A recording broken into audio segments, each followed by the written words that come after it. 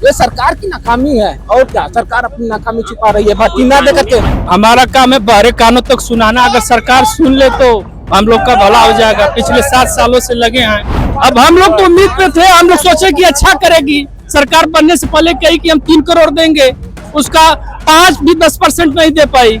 युवा द्वारा बनाएगी सरकार बुद्धिजीवी इसलिए बन गई है क्योंकि उनको सत्ता मिटाने का घमंड है और ये घमंड 27 में टूटने जा रहा है। इतने साल से कोई वैकेंसी नहीं आई है। हम लोग कितने साल से तैयारी कर रहे हैं, वेट कर रहे हैं, सीटें टेट सब पास हैं, लेकिन कोई वैकेंसी नहीं आ रही है।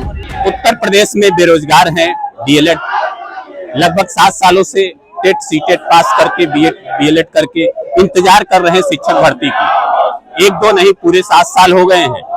सरकार ने इत्तेफाक से एक विज्ञापन भी फ्लैश किया, लेकिन कुछ घंटे में हटा दिया गया सूचना विभाग द्वारा। अब इनका ये कहना है कि अगर 2 लाख पदों का विज्ञापन आया तो कहाँ चला गया। कोई जादू हुआ या कोई समस्या हुई, लेकिन लगातार धरना चल रहा है। तो क्या यूपी सरकार आपकी बात नहीं सुन रही? नहीं सुन रही है। क्या ऐसा कारण है? इतने साल से कोई वैकेंसी नहीं आई है। हम लोग कितने साल से तैयारी कर रहे हैं, वेट कर रहे हैं, सीटें टेट सब पास हैं, लेकिन कोई वैकेंसी नहीं आ रही है। हो ही सकता है, जब वैकेंसी नहीं आ रही है तो हम लोग वेट करते करते कितने साल वेट करते रहेंगे। आप तो मेजर ठीक है नहीं है, लेकिन जो युवा वर्ग है, पुरुष वर्ग जो है आपका, जी सर। तो उनका तो ये कहना है कि घर का भी प्रेशर बहुत ज्यादा है। सब हाँ सर, पड़ता है, घर का प्रेशर पड़ता है। हम लोग को भी इतनी दूर भेजे हैं पढ़ने के लिए, तैयारी करने के लिए। तो कुछ साल सीमित होता है ना कि इतने साल में आप लोग को तैयारी करनी, वैकेंसी लेनी है। तो जब वैकेंसी नहीं आएगी, बहुत से ऐसे लोग होंगे कि थोड़ा निर्बल आय वर्ग में होंगे, हाँ, बड़ी मुश्किल से पढ़ाई करके यहाँ पहुँचे हैं, उनकी भी कुछ पीड़ा होगी। तो वो तो है ही, सबकी पीड़ा है। सब लोग किस परिस्थिति से आए हैं यहाँ पे, स्ट्रगल कर रहे हैं, किस परिस्थिति से पढ़ रहे हैं, वो तो उनके घर वाले ही जानते हैं ना, जिस उससे भेजे हैं उनको। आप भी आई हैं? Yes sir. किस जनपद से आई? गाजीपुर से। गाजीपुर से। Yes sir. और एक ही मांग है आपकी? Yes sir. तो इसके पहले कभी मौका भी नहीं मिला कि आपको परीक्षा? नहीं सर, अभी तक कोई मौका नहीं मिला। कब से सीटेट यूपी टेट योग्यता आपने कब पूर्ण कर ली? 2018 में। 2018 में। 2018 से आप इंतजार कर रहे हैं? Yes sir. और हमें लगता है 2018 के बाद से कोई भर्ती नहीं आई है? नो सर, कोई नहीं नहीं नहीं नहीं नहीं सर। तो एक लंबा समय बीत गया। Yes sir. तो जो आपने प्रशिक्षण लिए थे, जो आपने योग्यता ली थी, अनुमत रूप से जब आप पढ़ रहे हैं, तो घर वाले क्या कहते हैं? घर वाले भी सब लोग अब वैसे ही है सर, बस एक उम्मीद लेकर पढ़ रहे हैं, तो ऐसे कोई नहीं। एक उम्मीद है सरकार से, लेकिन हम बात करेंगे यहाँ पर कुछ ऐसे लोगों से जो बड़ी जोरदारी से आंदोलन में नारा लगा रहे हैं। तो क्या आपकी बात सरकार तक पहुँच जाएगी? अब हमारा काम है बहरे कानों तक सुनाना। अगर सरकार सुन ले तो हम लोग का भला हो जाएगा। पिछले 7 सालों से लगे हैं, मगर बहरे कानों तक हमारा काम है कि उनको, हमारा कोई दंगा और यहाँ कोई उपद्रवी लोग नहीं आए हैं। हम लोग केवल अपने हक के लिए आए हैं। अगर वो सरकार सुन लेगी तो हम लोग सबका भला हो जाएगा। जनपद से आए हैं आप? हम आए बनारस से। बनारस से आए हैं। और ये जो योग्यता होती है बेसिक शिक्षकों में भर्ती की, इसको कब पूरा कर लिया था? हमने अभी पिछले साल तक पूरा कर लिया है, मगर 4 सालों से यहाँ है। 2017 से बैठे हैं हम आजमगढ़ जिले से हैं। आप एक और देखिए, 2017 हम लोग 2017 से दिल्ली के प्रशिक्षण जी, टेट सीटेट जो भी क्वालिफिकेशन होती है बेसिक शिक्षक बनने के लिए, जो क्वालिटी एजुकेशन की बात करती है। आखिर भर्ती क्यों नहीं आ रही? ये सरकार की नाकामी है और क्या। सरकार अपनी नाकामी छुपा रही है भर्ती ना दे करके। नहीं, कोई कानूनी पचड़ा नहीं है, नहीं है, कोई नहीं है। जानबूझ के रोका गया। अभी 2 दिन पहले हम लोग सोए थे, 8 बजे विज्ञापन आता है और 10 बजे तक ज्वाइनिंग भी हो जाती है। दुनिया की सबसे फास्ट भर्ती है। मतलब वो 2 घंटे में विज्ञापन गायब हो गया। पूरे दुनिया की सबसे फास्ट भर्ती करने वाला उत्तर प्रदेश है।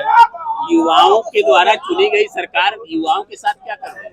अब हम लोग तो उम्मीद पे थे, हम लोग सोचे कि अच्छा करेगी सरकार। बनने से पहले कही कि हम 3 करोड़ देंगे, उसका 5 भी 10% नहीं दे पाई।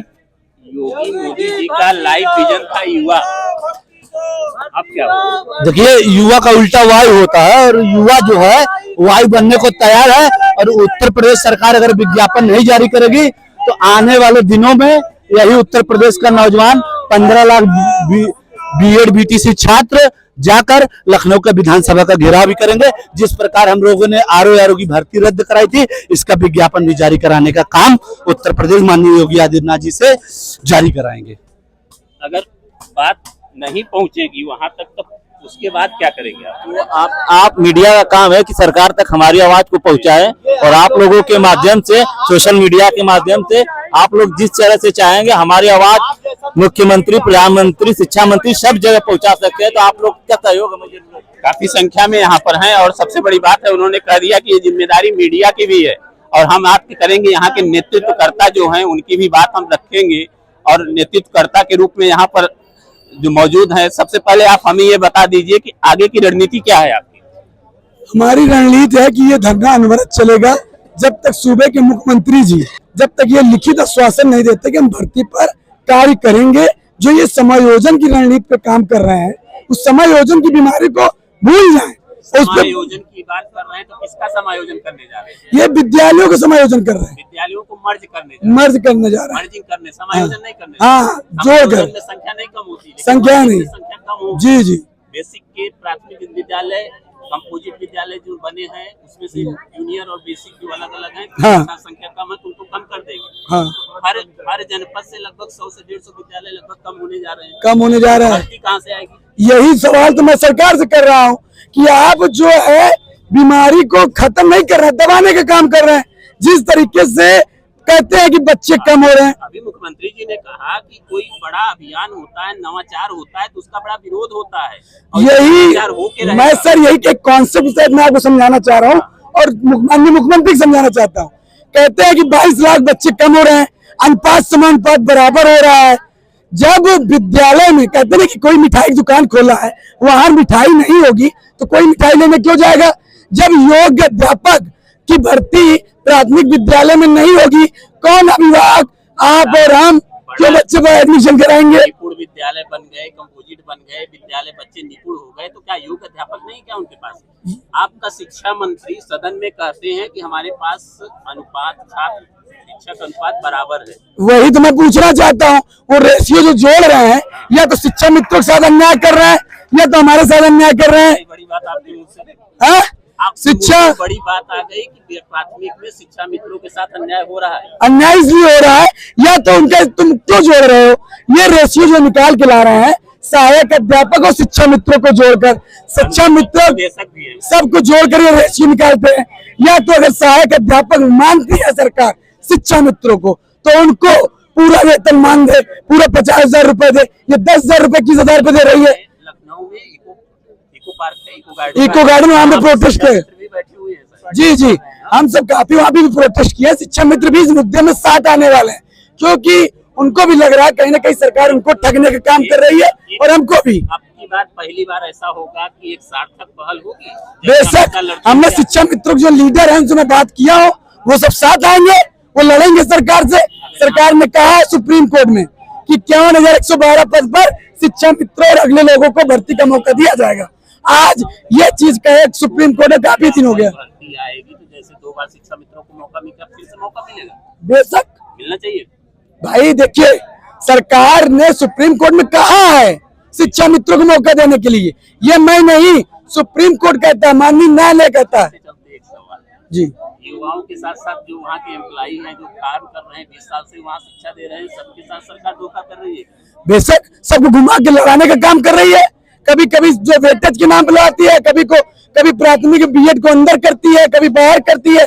लड़के बेचारे बेरोजगारी में चंदा लगा कर कोर्ट जाते हैं। बनाई गई सरकार अब बुद्धिजीवी बन गई। भाई, युवा द्वारा बनाई गई सरकार बुद्धिजीवी इसलिए बन गई है क्योंकि उनको सत्ता में आने का घमंड है, और ये घमंड 27 में टूटने जा रहा है। अगर यहाँ नहीं सुना गया तो क्या करें?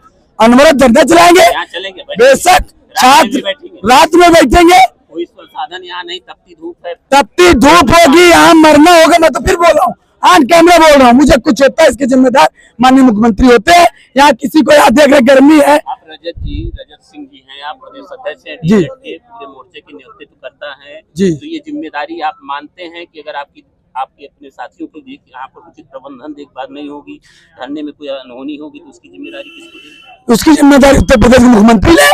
अगर वो रोजगार देते थे, यहाँ धरने में क्यों बैठते हैं भाई? ये जिम्मेदारी उनकी होनी चाहिए।